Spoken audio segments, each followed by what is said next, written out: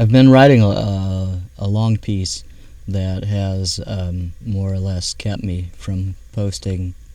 shorter pieces that I might have written instead of this long piece that I'm writing. The thing about when you write, when I write, I find that oftentimes a piece won't let me stop. So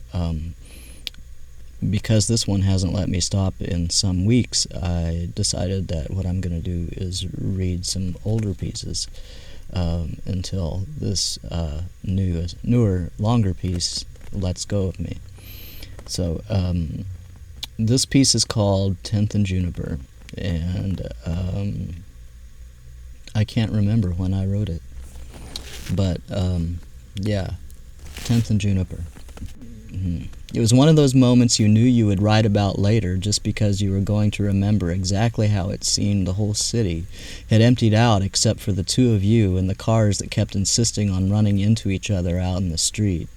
The electricity was out, you see, and we lived at the corner of an intersection of two streets, each of which thought it was the thoroughfare, and so drivers coming all directions assumed they had the right-of-way. And this was after 2 days of severe weather, as they call it down south, for where I live now never gets severe weather, except in their imaginations. So buildings had lost walls and windows, and power lines were down all over. We had a battery-powered radio because for some reason we kept up with things like emergency kits for the home, or maybe it was because at the time I had no stereo in my car, but carried around a radio cassette player and listened to the Dead Kennedys on a little mono speaker, and I guess that was punk or it was pathetic or something. There were a whole bunch of us struggling to survive our young adulthood, which is difficult enough if your sanity is not in question. Well, every single one of ours was. By that I don't mean that we drank too much and ran naked down the street, but rather that we drank when we could and took whatever drugs we could afford, and various ones of us would put out our lit cigarettes in our own flesh, or bleed ourselves in closed-door rituals that at the time no one else knew a thing about, or some of us would starve ourselves and others of us fall out of windows 3 flights up without wings.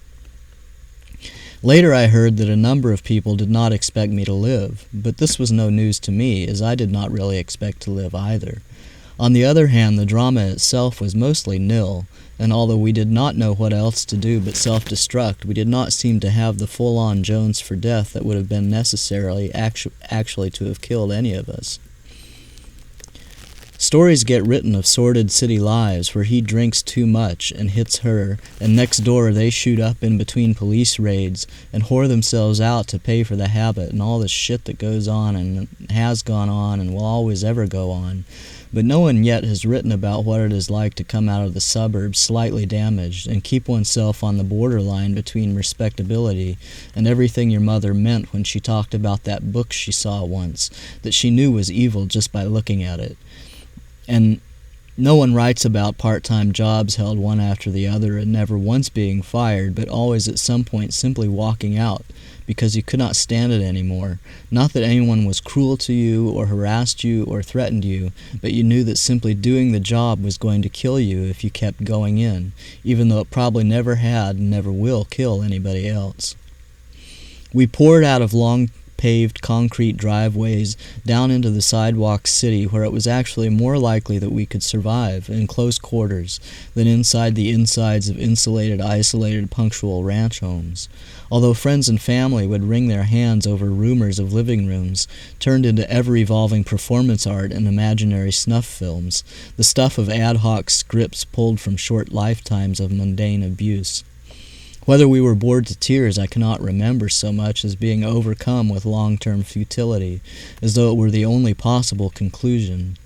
Thus boredom signals but less than half, with the rest jostled by a heterogeneous headache of a party, thrown between couch-sitting resigned and drunken bottleneck-punctuated meandering rage.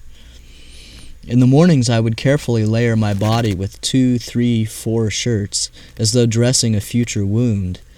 clothing chosen from second-hand wire hanger racks for hue and quantity of fabric only. Style did not matter.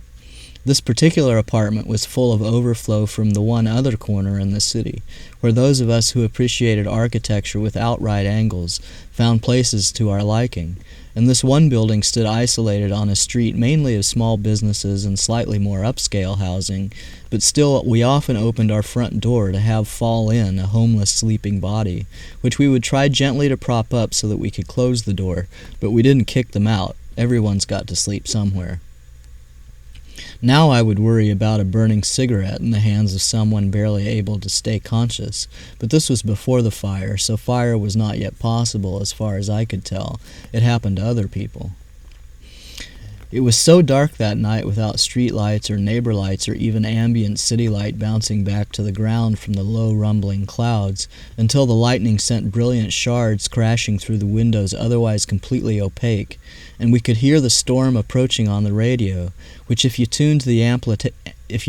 amplitude modulation band will register with a crackle of interrupted order every strike within 50 miles or so, and after some time of listening to the staccato of radio waves ripped apart, each louder and longer than the last, until finally the flickers at the horizon begin to play in time with the bursts from the speakers. And although I could play a burning of Atlanta metaphor, I will just stop short and note that a certain karma plays itself out between the clash of the warm Gulf waters and the cold Arctic air every summer and spring. But do the TV preachers ever seem to notice this? No. Only if a storm manages not to destroy a church will anybody be able to make out God's hand in any of it.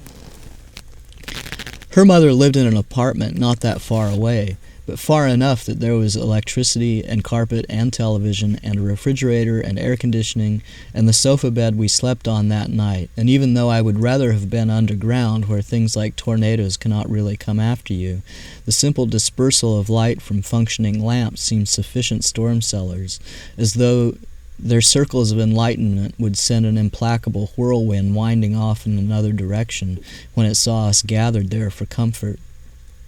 Whether any came near I cannot say, though I suspect if I do not recall waking to a roar we never were in any great danger.